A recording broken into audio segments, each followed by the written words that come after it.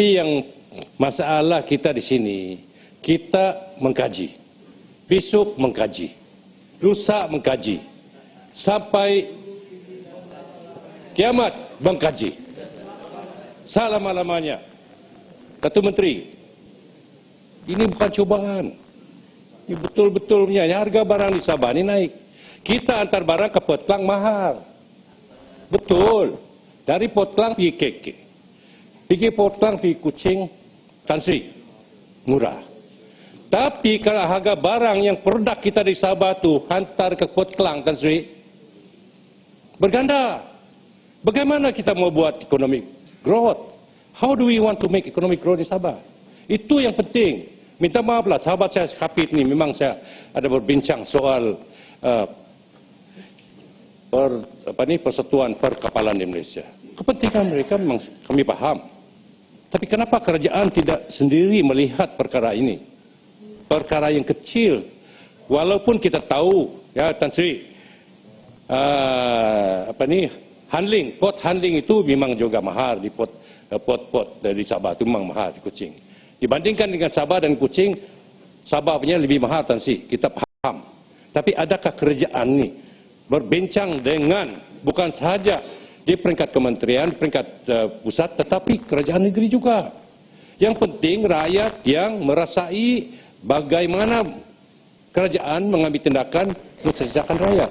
Itu soalan dia Tan Sri. Ya soalan saya, bila bukan lagi mengkaji, bila ini boleh diselesaikan? Ibu Menteri boleh tambahan ya? Sekejap penampang. Biar Menteri menjawab dulu.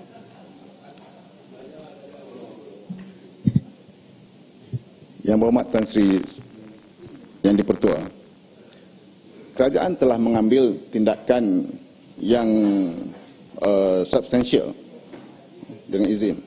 Apabila kerajaan menubuhkan satu jawatan kuasa kabinet mengenai logistik dan kos sara hidup di Sabah, Sarawak dan wilayah persekutuan.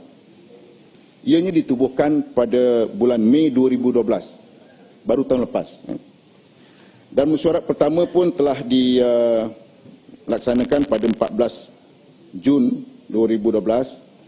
Di samping itu telah diunjurkan minilab di Kota Kinabalu, Sabah pada 1 Oktober 2012 hingga 12 Oktober 2012. Kemudian disusuli dengan minilab di Kuching, Sarawak pada 15 Oktober 2012 hingga 25 Oktober 2012. Dan laporan telah dimutamatkan dan akan dibentangkan kepada mesyuarat jawatan kuasa kabinet. Dan ahli daripada senarai keahlian jawatan kuasa kabinet ini melibatkan kedua-dua ketua menteri daripada Sabah dan Sarawak. Dan ianya juga melibatkan Menteri Perdagangan Antarabangsa dan Industri, Menteri Perdagangan Dalam Negeri dan Hal Ehwal Pengguna, Menteri Pengangkutan, Menteri Keuangan, Menteri Kerja Raya, Menteri Pertanian Industri Asas Tani, Menteri Wilayah Persekutuan dan juga Ketua Eksekutif Pemandu yang dipengerusikan oleh Timbalan Yang Amat Berhormat Timbalan Perdana Menteri Malaysia. Dan ini menunjukkan bahawa kerajaan memang komited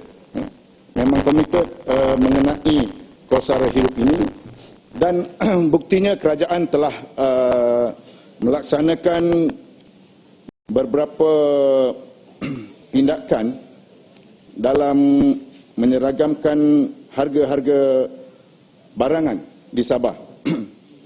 Dan ini bagi membantu meringankan harga yang agak tinggi. Dalam penyeragaman harga ini, sebagai contoh, harga gas petroleum cecair LPG.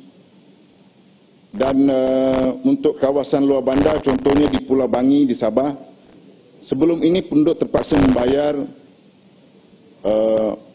agak mahal. Sebagai contoh, petrol RON 95 mencecah harga RM4.70 seliter, sedangkan harga di bandar-bandar RM1.90. Dan ini telah diseragamkan, dan hari ini harga petrol di Pulau Bangi diselaraskan kepada harga RM1.90. Begitu juga harga tepung gandum yang sebelum ini mencecah sehingga RM3 sekilogram, kini dapat dibeli dengan harga RM1.45 sekilogram, sama seperti di Kota Kinabalu dan juga Kuching. Ini telah dilaksanakan oleh pihak kerajaan.